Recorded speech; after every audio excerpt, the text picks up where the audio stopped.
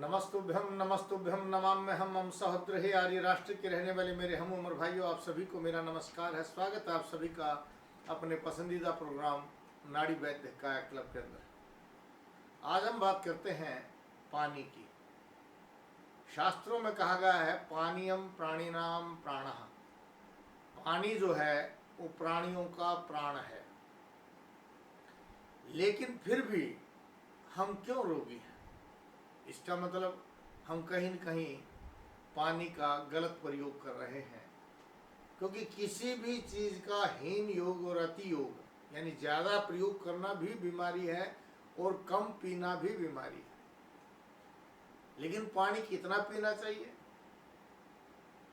1 kilo, 2 litre, 4 litre कितना पीना चाहिए? तो शास्त्र कहते हैं कि जितने आपके शरीर की इच्छा करे, यानी जितना आपको प्यास लगती है उतना पानी पीना चाहिए। और जब आपको प्यास लगती है तब पानी पीना चाहिए।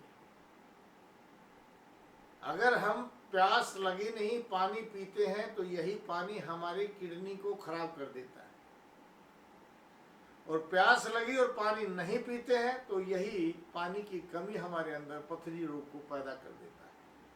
आपकी स्टोन्स बन जाती हैं, पथरियां बन जाती हैं। लेकिन फिर पानी कितना पीना चाहिए? तो इसलिए शास्त्रों में लिखा हुआ भोजन मध्य अमृतम वारी, भोजन अंते विषप्रदम, भोजन आदि रोग कारणम। अगर आप भोजन के तुरंत पहले पानी पीते हैं तो बीमारी पैदा करता है। भोजन के अंत में तुरंत बाद पानी पीते हैं तो जहर का काम करता है। भोजन मध्य अमृतम वारी, भोजन के बीच में पानी अमृत का काम करता है। लेकिन कैसे पीना चाहिए और कितना पीना चाहिए? तो वो कहता है मुहुर्मुहु वारम वारम वा जिह्वाम प्रक्षालनम कृत्वा भोजनम करितव्यम। आपको बार बार जिह्वा को धोते हुए, मुख को साफ करते हुए घूंट घूंट करके पानी पीना चाहिए। यानी 2 ग्लास भोजन के, चाहे आप रोटी खा रहे हैं, चावल खा रहे हैं, कोई और चीज ले रहे हैं, 2 ग्लास भोजन के और 1 घूंट पानी का, इस अनुपात से हमें भोजन के बीच में पानी पीना चाहिए।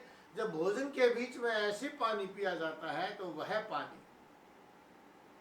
तुरंत खाने के पश्चात आपको टॉयलेट जाएंगे, यानी खाई के लंगी, खा करके हमें पेशाब जाना चाहिए, इतना पानी हमें पीना चाहिए।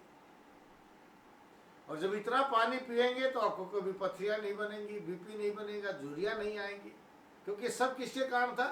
पानी की अति योग या हीन के कारण ये बीमारी बन रही थी।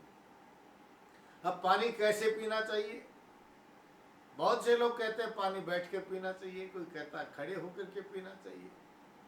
लेकिन शास्त्र कहते हैं कमर को, रीढ़ की हड्डी को सीधा करके हमें धीरे धीरे पानी पीना चाहिए। और खाना और पीना दोनों ही चीज़ें शास्त्रों में लिखा हुआ है, हमें बैठकर या खड़े होकर के करना चाहिए, लेकिन स्थिर भाव से। लेकिन कोई ये कहे कि खड़े होकर के पानी पीने से घुटनों में दर्द है, बिल्कुल गलत है। सभी पशु पक्षी खड़े होकर के पानी पीते हैं। जब ये बैठ करके या लेट करके पानी पीने लग जाएंगे तो ये समझिए कि आप रोगी बन गए हैं, क्योंकि आप सीधे बैठ करके रीढ़ की हड्डी को सीधा करके पानी या भोजन कीजिए, या फिर आपको पानी जो है वह खड़े होकर के आराम से लेना चाहिए। दोनों स्थितियों में आपका पानी कोई गलत नहीं कार्य करता, लेकिन तरीका होना चाहिए। लेकिन किस समय पानी हमें ज़्यादा पीना चाहिए? हमें बगैर प्यास के भी सुबह सुबह उठते ही पानी पीना चाहिए, कम से कम 1 या 2 गिलास पानी। जैसे भोजन को आयुर्वेद में लिखा है कि भूख लगे या ना लगे, सुबह 9 बजे से पहले आपको भोजन कर लेना चाहिए।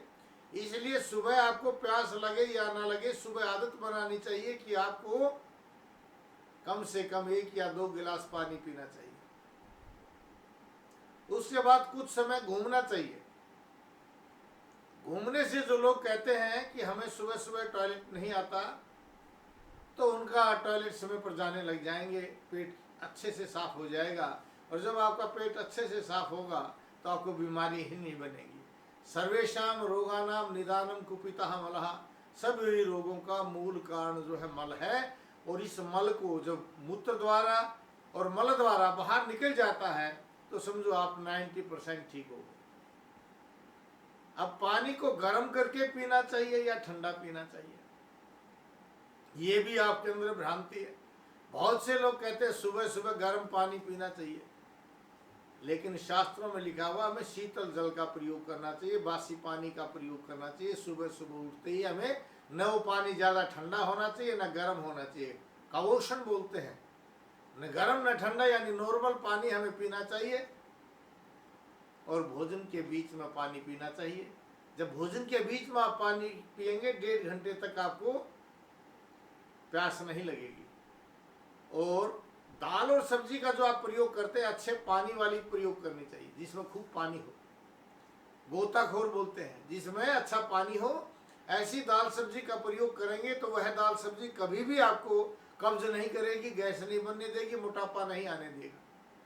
अगर आप सूखी सब्जियां बनाते हैं तो पानी को सुखा लीजिए, लेकिन बहुत से लोग सूखी सब्जी बनाने के लिए तेल में या घी में उसको छोंक देते हैं और जला देते हैं।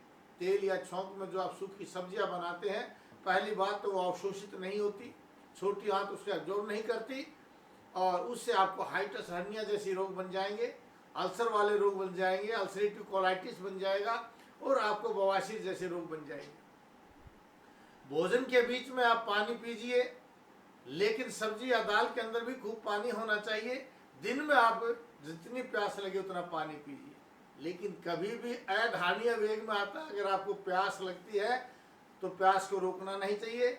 मूत्र वेग लगा हुआ है, कभी रोकना नहीं चाहिए। आप लैट्रिन की दाव अगर लगी हुई है, मल त्याग की आपकी इच्छा हो रही है, तो उसको कभी रोकना नहीं चाहिए अधारणीय वेग में। और छींक आती है तो हमें छींक को कभी रोकना नहीं चाहिए, ये अधारणीय वेग है। तो ऐसे ही जब आपको प्यास लगती है पानी पीना चाहिए। रात को सोते समय भी आपको दूध का प्रयोग ना करके पानी पीना चाहिए और तब सोना चाहिए।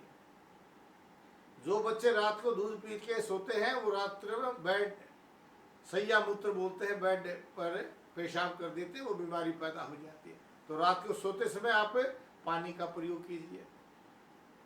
इसलिए आपको ये वीडियो अगर अच्छी लगती है और आपको मेरे द्वारा बताए गए ये शास्त्रोक्त बातें हैं, उनसे आपको लगता है फायदा हो रहा है, तो अपने साथियों को अवश्य बताइए, रोगियों को बताइए, परिवारजनों को बताइए, इसे सब्सक्राइब कीजिए, बेल आइकॉन भी दबाइए।